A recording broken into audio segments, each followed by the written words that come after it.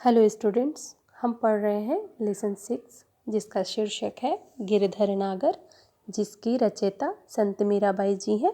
इन्होंने जो भी गीत गाए उनकी रचनाएं मानी गई हैं। तो इस पाठ के अंतर्गत हम लोगों ने इसके जो 3 पद होते हैं उन 3 पदों में से हम लोगों ने 2 पदों को कर लिया है और आज की क्लास में, आज के वीडियो के माध्यम से हम इस पाठ के पद 3 को करेंगे तथा आज के वीडियो के माध्यम से हम इस अध्याय को समाप्त करेंगे। तो आइए शुरू करते हैं पद 3। सबसे पहले इसको एक बार पढ़ते हैं। फागुन के दिन 4 होरी खेल मनारे, बिन करताल पखावज बाजय, अनहद के झनकार रे, बिन सुरराग छतीसो गावै, रोम रोम रनकार रे, सील संतोख की केसर घोली, प्रेम प्रीत पचकार रे, उड़त गुलाल लाल भयो अंबर, बरसत रंग अपार रे, घटके पट सब खोल दिए हैं, लोक लाज सब डार रे, मीरा के प्रभु गिरधर नागर, चरण कमल बलिहार रे। तो इन पदों के माध्यम से, इस पद के माध्यम से, इन पंक्तियों के माध्यम से संत मीराबाई जी क्या कहना चाहती हैं, तो कुछ उसको सरल शब्दों में देखें।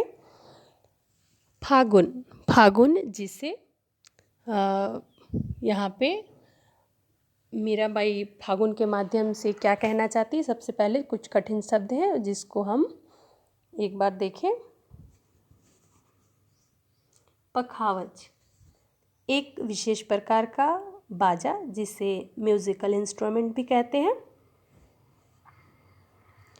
अनहद वह ध्वनि या फिर वह आवाज़ जिसे सुनकर मन समाधि लेने को मन करे। समाधि का मतलब भगवान में लीन हो जाने को मन करे। वह ध्वनि, वह आवाज़।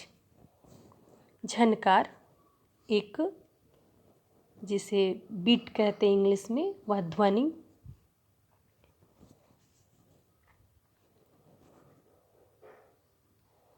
अगला है फागुन।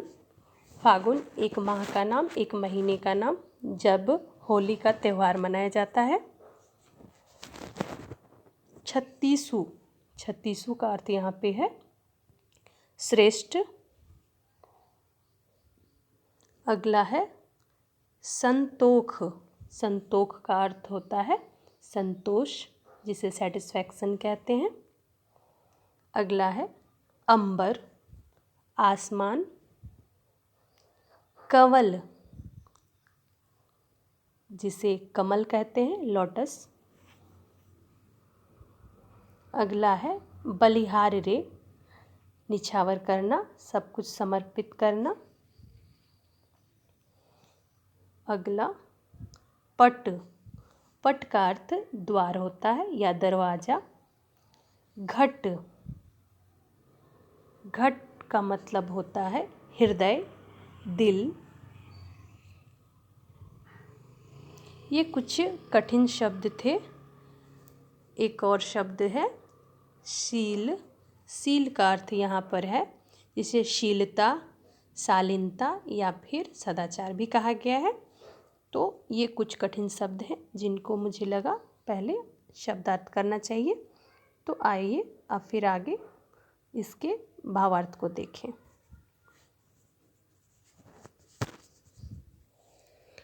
बच्चे भावार्थ के रूप में कुछ इस तरह लिखेंगे। जब मीराबाई कहती है हे मेरे मन, अपने मन को संबोधित करते हुए कहती है, फागुन माह या फिर फागुन महीने में होली खेलने का समय होता है। यह अति अल्प समय होता है। अति अल्प यानी बहुत छोटा समय होता है। अतः तू जी भर कर होली खेल। अपने मन को, अपने दिल को कहती है, ऐ मेरे मन, होली का जो महीना होता है वो अति छोटा होता है। फागुन का जो माह होता है अति छोटा होता है और इस समय तू जी भर कर होली खेल। अर्थात यानी कि मानव जीवन अस्थाई है, यानी कि मनुष्य का जो जीवन है वो बहुत छोटा है अस्थायी यानी कि जो स्थिर नहीं है। इसलिए भगवान कृष्ण से पूर्ण रूप में प्रेम कर लो। मनुष्य का जीवन जो होता है वो बहुत छोटा होता है, वह सीमित समय के लिए होता है। इसलिए हर इंसान को उन कम समय में ही भगवान से, श्री कृष्ण से प्रेम कर लेना चाहिए। उनको अपना पूर्ण रूप से समर्पित कर देना चाहिए, अपने आप को पूर्ण रूप से समर्पित कर देना चाहिए श्री कृष्ण के चरणों में। जिस प्रकार होली उत्सव में या फिर जिस प्रकार होली उत्सव में, यहाँ पे ध्यान दीजिएगा, होली और होली समानार्थी शब्द हैं। तो जिस प्रकार होली उत्सव में नाच आदि का आयोजन होता है, नाच यानी कि नृत्य का आयोजन होता है, लोग खुशियाँ मनाते हैं, नाचते गाते हैं, उसी प्रकार कृष्ण प्रेम में मुझे ऐसा प्रतीत हो रहा है, मीराबाई कह रही है, मुझे ऐसा लगता है मानो करताल, पखावज ये दोनों वाद्य यंत्र है, म्यूजिकल इंस्ट्रूमेंट है। करताल, पखावज आदि बाजे बज रहे हैं और अनहदनाद मैंने अभी आपको बताया, वह ध्वनि जिसे सुनकर मन में भगवान के प्रति वह प्रेम जागे कि मन संन्यास या फिर समाधि लेने को मन करे। वह स्वर सुनाई दे रही है जिससे मेरा मन या मेरा हृदय बिना स्वर, बिना कोई आवाज़ और राग के अनेक रागों का आलाप करता रहता है। लोगों को वह आवाज़ सुनाई नहीं दे रही है, जो मेरे अंदर जो भावना जग रही है, वह ध्वनि को सुनकर मेरे अंदर से अनेक तरह के राग यानी कि वह ध्वनि निकल रही है भगवान प्रेम की, श्री कृष्ण प्रेम की आलाप कर रहा है, यानी कि मुझे वो आवाज़ निकल रहे मेरे दिल से। मेरा रोम रोम यानी कि नस नस भगवान कृष्ण के प्रेम के रंग में डूब रहा है या डूबा रहता है। मैंने अपने प्रिय से होली खेलने के लिए, मीरा के प्रिय कौन है? श्री कृष्ण। तो यहाँ पे मीरा कह रही है, मैंने अपने प्रिय से होली खेलने के लिए शील और संतोष यानी कि शीलता और संतोष रूपी केसर का रंग घोला है। मीरा के जो रंग है वो किस चीज़ से बने हैं? तो शीलता और संतोष का रूपी केसर घोलकर मेरा प्रिय प्रेम ही होली खेलने की पिचकारी है। और उसने जो अपने प्रिय से, अपने प्रेम से जो होली खेलने के लिए जो रंग तैयार किया वो किससे बना है? तो शील से और संतोष से, शीलता से और संतोष से। फिर मीरा कह रही है, उड़ते हुए गुलाल से सारा आकाश लाल हो गया है, यानी कि फागुन महीने में होली में जो गुलाल उड़ रहे हैं उससे सारा आसमान जो है वो लाल हो चुका है। अब मुझे यहाँ पे दो अर्थ है, होली के माध्यम से मीरा अपने मन की दशा को दिखा रही है। जिस तरह जब होली में गुलाल उड़ते हैं और आसमान लाल हो जाता है, उसी तरह मीरा के मन में कृष्ण प्रेम का जो गुलाल इस तरह उड़ रहा है कि उसके पूरे मन में सिर्फ कृष्ण का ही रंग छा गया है। तो यहाँ पे दो अर्थ के माध्यम से दिखाया गया है। जिस तरह होली में गुलाल उड़ते ही आसमान लाल हो जाता है, उसी तरह मीरा के मन में, मीरा के हृदय में कृष्ण प्रेम के प्रति ऐसा कृष्ण का रंग चढ़ा है कि उसके पूरे मन में कृष्ण का ही रंग छा गया है। तो फिर कहती है मीरा कि जिस तरह पूरे आसमान में आकाश लाल हो गया है, अब मुझे लोक लाज का कोई डर नहीं।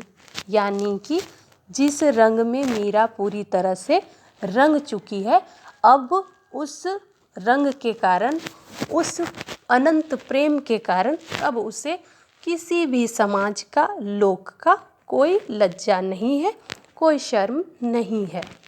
इसलिए मैंने हृदय रूपी घर के, जो उसका घर है, कौन सा? उसका हृदय, उसका दिल, उस दिल के दरवाजे को उसने खोल दिए हैं। किसके लिए? अपने प्रभु श्री कृष्ण के लिए।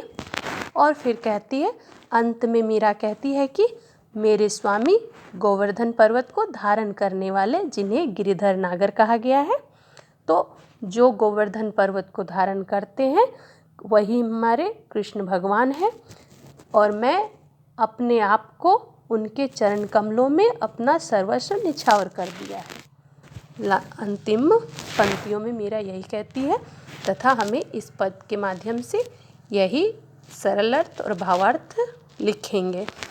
तो आज का जो हमारा पाठ था वो बहुत ही अच्छा था, बहुत ही आकर्षक था, बहुत ही ज्ञानवर्धक था।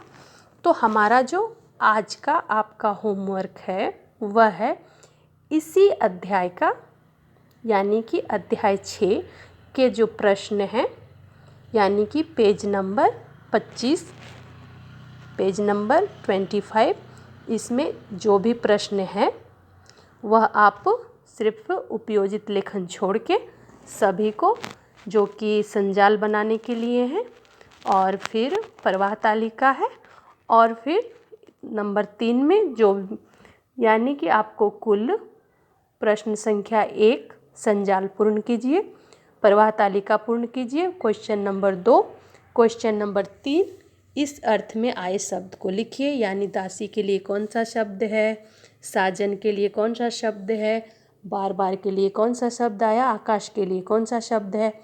क्वेश्चन नंबर 4 कन्हैया के 2 नाम यानी कि इन चारों प्रश्नों के आपको उत्तर देने हैं। Page number 25, page number 25। तो चलिए आज का वीडियो हम ख़त्म करते हैं। धन्यवाद।